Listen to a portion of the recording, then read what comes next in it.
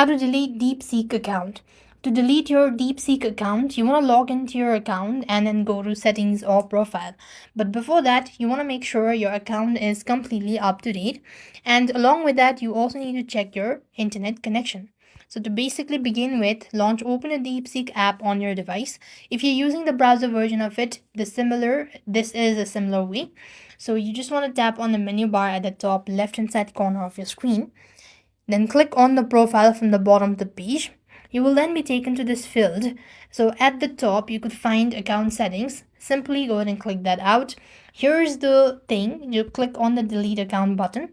Now you can see the confirmation stating that deleting your account will forfeit any unused balance and block access to all your Deepseek services.